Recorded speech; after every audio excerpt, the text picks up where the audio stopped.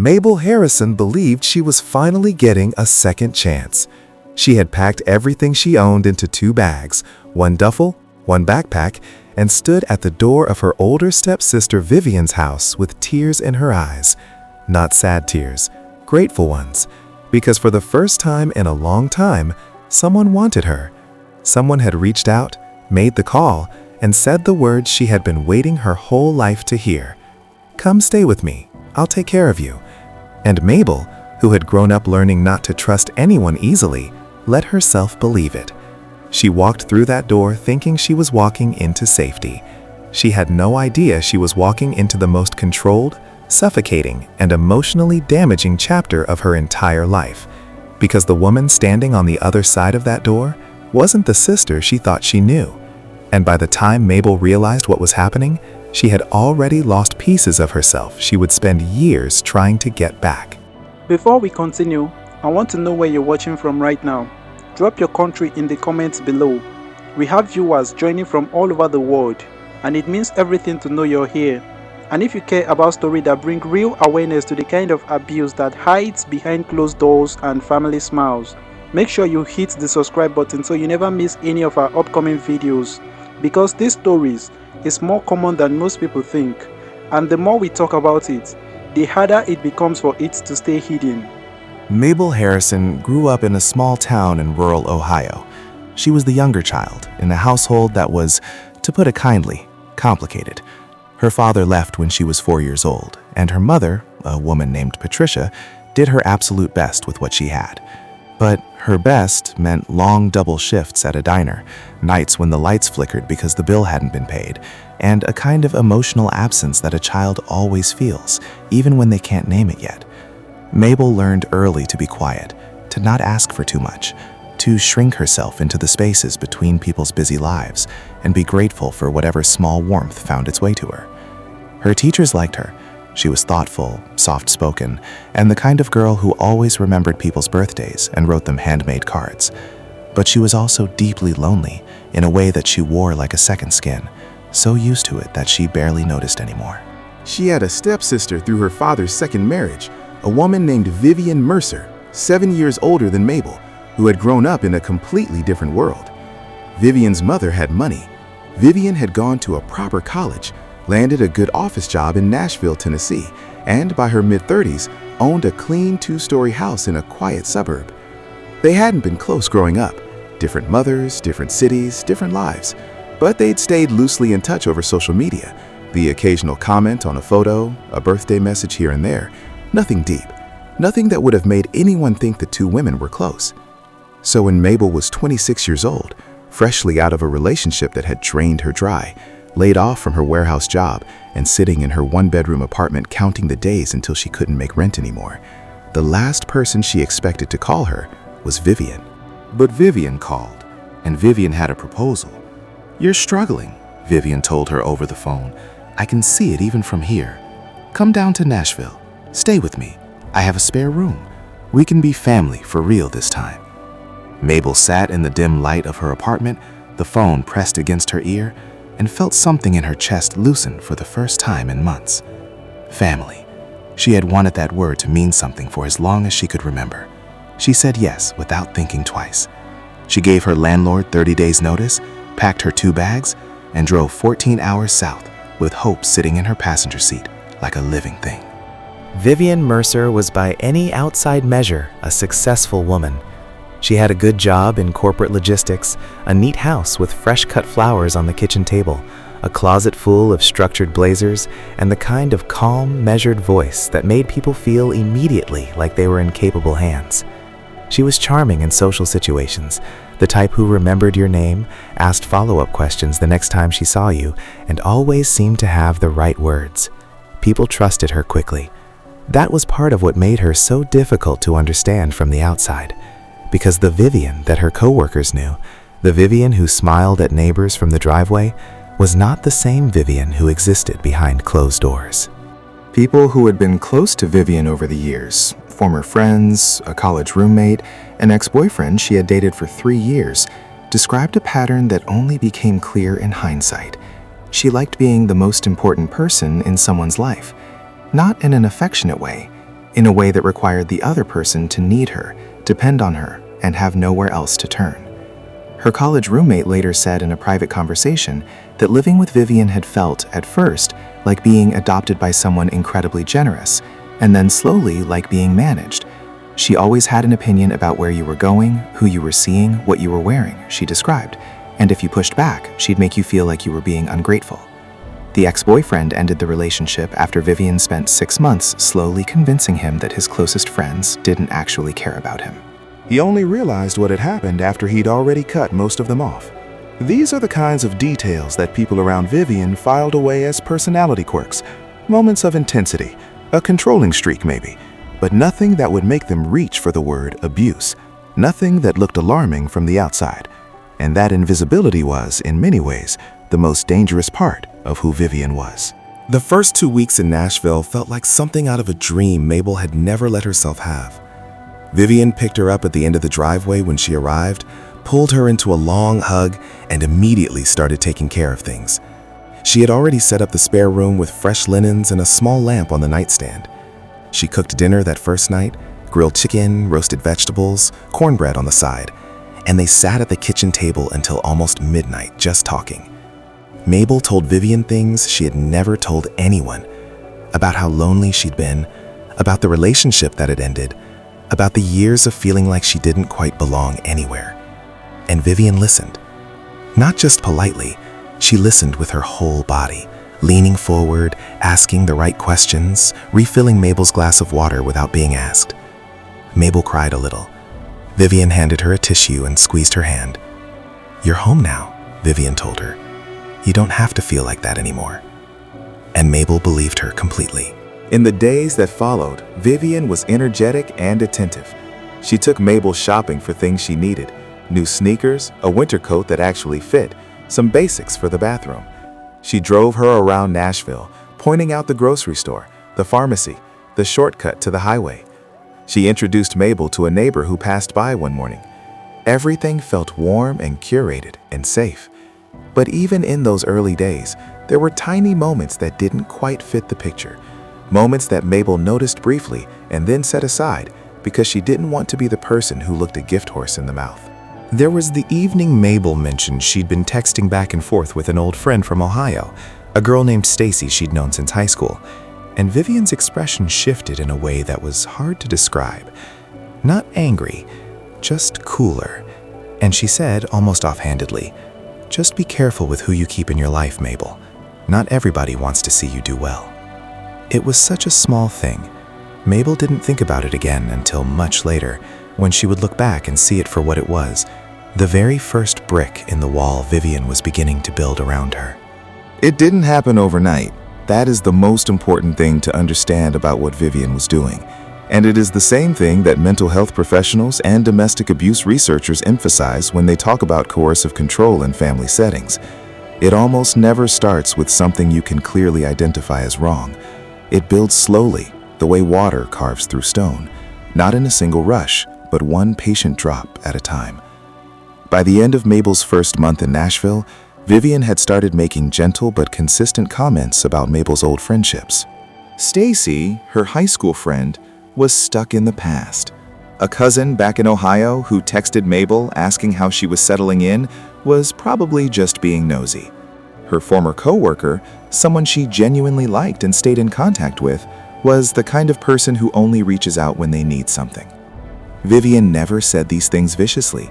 She said them in the same tone you'd use to deliver a caring warning, quiet, certain, almost concerned.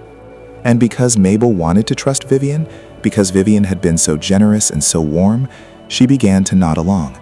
She began to respond to texts a little slower. Then, not at all. Within 3 months of moving in, Mabel had quietly stepped back from almost everyone she had known before Nashville.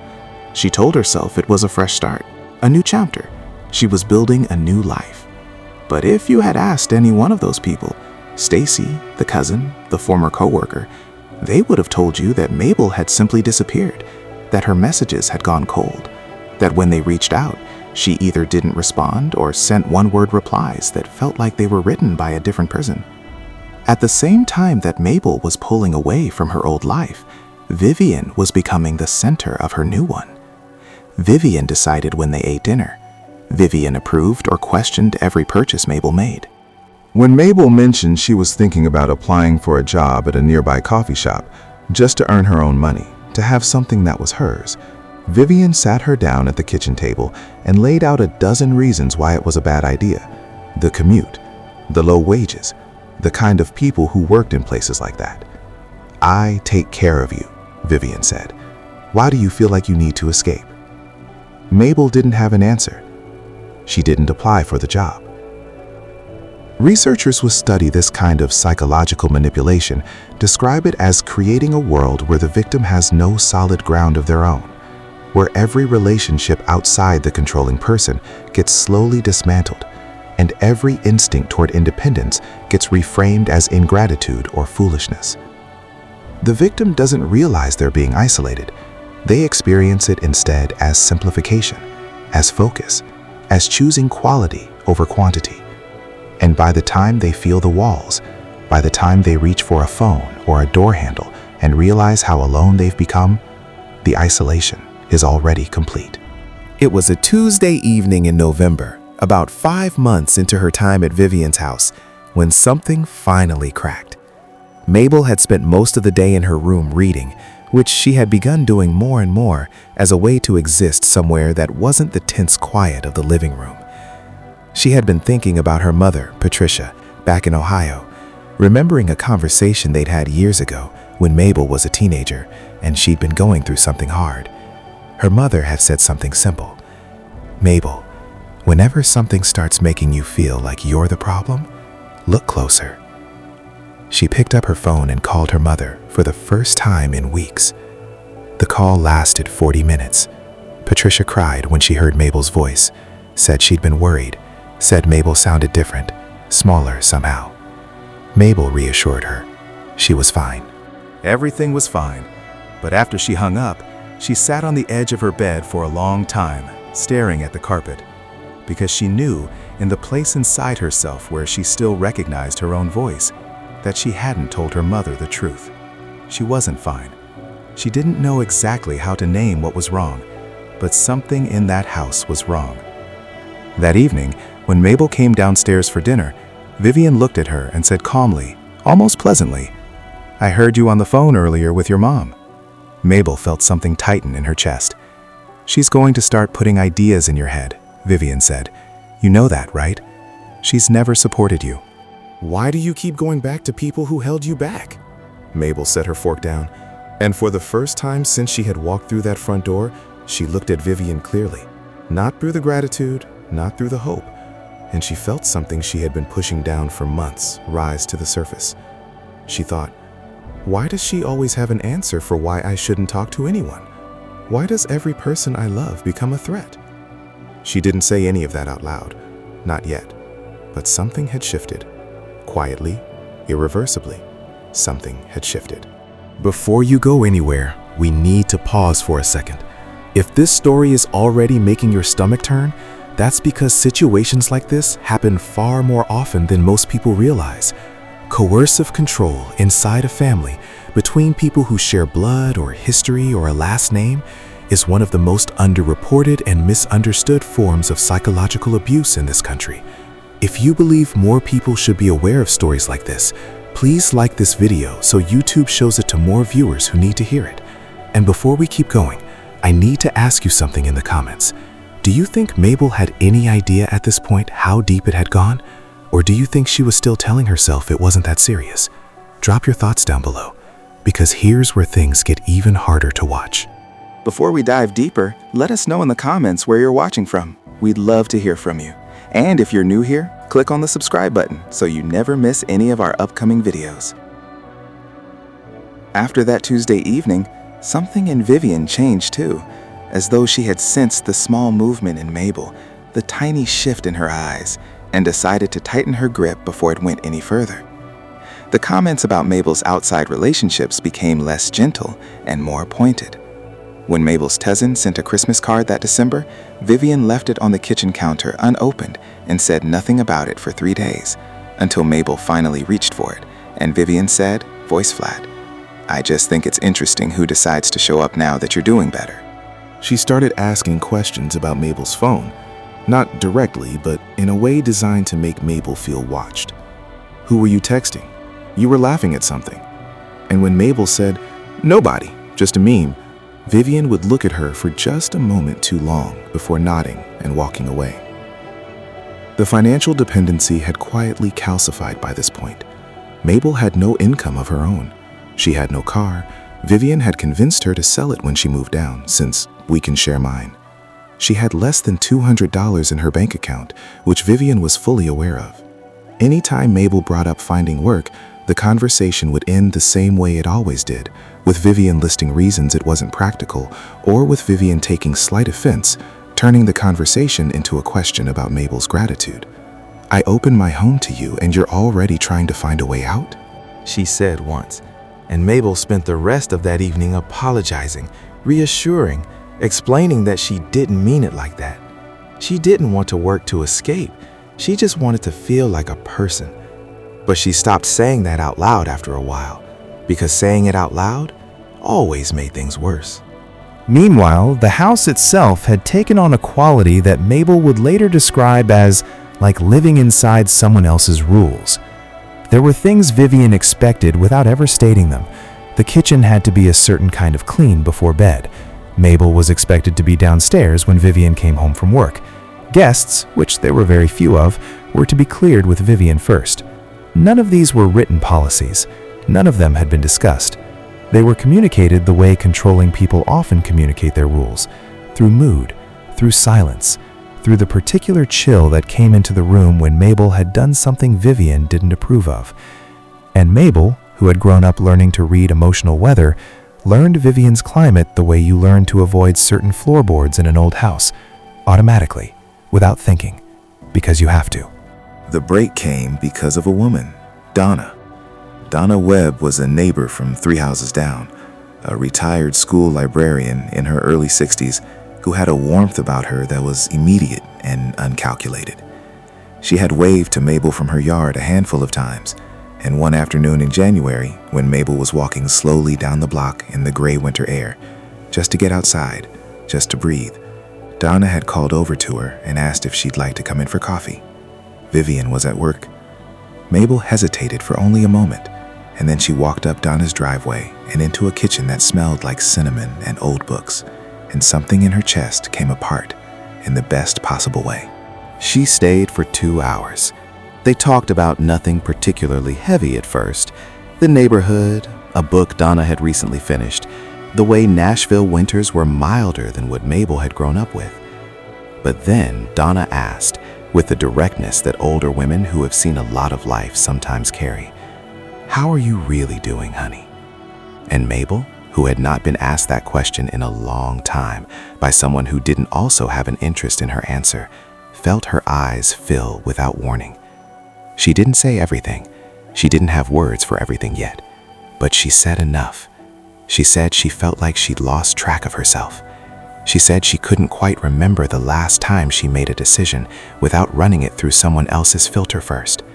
She said sometimes she forgot what she liked. Donna listened without interrupting. Then she said, quietly but clearly, "That sounds very lonely, and it sounds like it isn't your fault."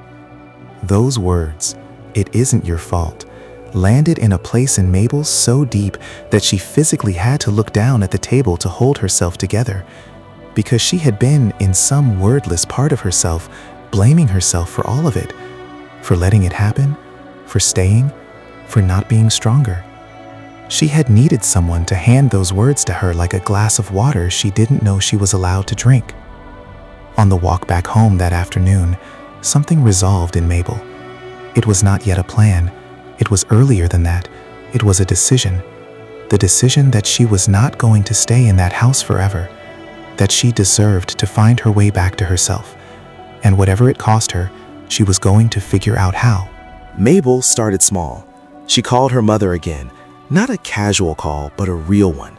The kind where she told Patricia things she had been keeping behind her teeth for months. Patricia cried. Then she got quiet and practical in the way mothers do when they are frightened and have decided to act. She told Mabel she was going to send her money, not a lot, but enough, transferred directly to Mabel's account so that she had something. She told Mabel to tell no one in that house that the money was coming. Mabel nodded at the phone like her mother could see her.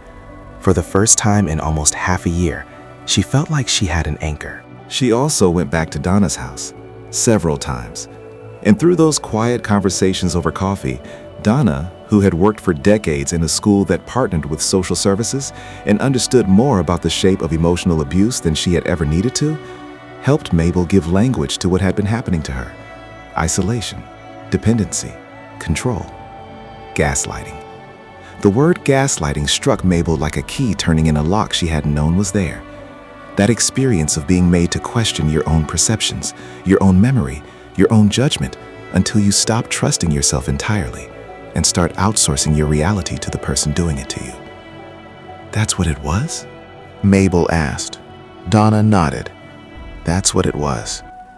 Mabel sat with that for a long moment.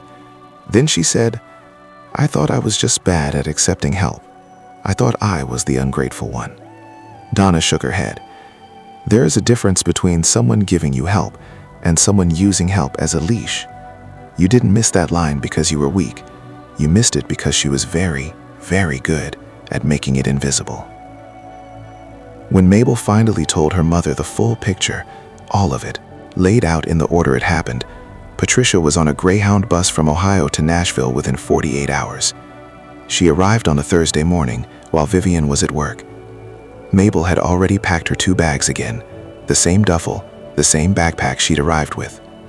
Patricia stood in the doorway of that house, looked at her daughter standing in the hallway with luggage at her feet, and said nothing for a moment, just opened her arms. Mabel walked into them and held on. They were gone before Vivian came home that evening. Mabel left a note on the kitchen table. It was short. It said, I needed to go. Please don't contact me. When Vivian called that night, Mabel didn't answer. When she called again the next morning, Mabel didn't answer. The calls kept coming for 3 weeks, mixed with text messages that shifted from anger to pleading to anger again, a cycle that Mabel recognized now with terrible clarity as the same cycle that had been running on a loop inside that house for months. She blocked Vivian's number on a Sunday afternoon, set her phone face down on her childhood bed in her mother's house, and stared at the ceiling for a long time. Recovery from psychological manipulation is not a straight line. Mabel's therapist, a woman she started seeing 2 months after leaving Nashville through a sliding scale community mental health clinic, told her that in their very first session, and told her again many times after. There were weeks where Mabel felt almost like herself again, and weeks where she was back in that kitchen in her mind, replaying conversations and asking herself what she had missed, what she should have done differently. Her therapist helped her understand that this was normal, that the brain, after months of being conditioned to doubt itself, doesn't simply stop doing that overnight, that rebuilding trust in your own perceptions takes time and intention and patience with yourself. She found work at a small library in town, a job she loved immediately and deeply. The quiet, the order of it, the way it asked nothing of her except to be present and helpful. She reconnected with Stacy, her old high school friend, who welcomed her back without question or resentment, which made Mabel cry the first time they sat across from each other at a diner booth. She started writing, not publicly, just for herself, about what had happened in that house, about how it had started so softly, about the gap between what she had hoped Vivian would be and who Vivian actually was. She wrote about the flowers on the kitchen table, which had seemed so warm at first, and which she now understood were simply part of a presentation, a performance of generosity designed to make someone feel indebted before they realized they were. She wrote about Donna and the coffee and the cinnamon smell and those words, "It isn't your fault," and how sometimes healing can begin in someone else's kitchen over a cup of coffee when a stranger decides to ask you how you're really doing. Vivian, as far as Mabel knows, moved on. New relationships probably, perhaps new people to help in the way she helped people. That thought never fully left Mabel's mind, and she discussed it often in therapy. The awareness that what happened to her had likely happened before and might happen again to someone else. She couldn't control that, What she could control was her own voice. Sometimes the most disorienting kind of harm is the kind that arrives wrapped in love. Mabel didn't walk into a house that looked dangerous. She walked into a house that looked like everything she had ever wanted: belonging, family, someone choosing her. And that is exactly why it worked. Because when someone offers you the thing you've been hungry for your whole life, your defenses come down, your discernment gets soft. You tell yourself you're finally safe. And that is when certain people move in, quietly, patiently, methodically, not to protect you, but to own you. Coercive control inside a family doesn't leave marks the outside world can see. It leaves marks in the way a person pauses before speaking, as though they need to check whether the thought is allowed. It leaves marks in how long it takes to make a simple decision without asking permission. It leaves marks in the deep, bone-level exhaustion of having spent months or years performing someone else's version of yourself. Mabel's story is one of thousands, and what makes it so important to hear is not just how it happened, but the fact that it happened to someone who was careful, thoughtful, and aware. Someone a lot like people you know. Someone perhaps a lot like you. And I want to ask you something before we close. Think about the people in your life right now. Not the strangers, but the people close to you, the ones you trust. If you removed one of them from the picture, how alone would you be? How much of your world exists because of them, and how much of it exists because of you? That's not a question meant to frighten. It's a question meant to orient. Because the best protection against the kind of story Mabel lived through is not suspicion, it's rootedness, knowing your own values, keeping your own friendships. Trusting your own voice, even when someone is telling you not to. Mabel got that back. It took time. It took a neighbor she barely knew, and a mother on a Greyhound bus, and a therapist in a small clinic, and a lot of very quiet mornings writing things down. But she got it back. And if you are someone sitting somewhere tonight who recognized something in this story, something in the isolation, the dependency, the feeling that you need permission to be yourself, please hear this. What you are feeling is real, and it is not your fault. If this story moved you, share it. You never know who is watching this right now and needed to hear that they are not alone. You never know who has been carrying something in silence because they were afraid no one would believe them. Share this so that they know that speaking the truth, even when it costs you everything, is always worth it. And if you have ever been betrayed by someone you loved, by anyone, in any way, just know that what happened to you is not a reflection of your words. It is a reflection of their choices. And your story does not end where they try to end it. Subscribe for more real stories that need to be told. This community exists because these stories matters, because the people inside them matters. We'll see you in the next one.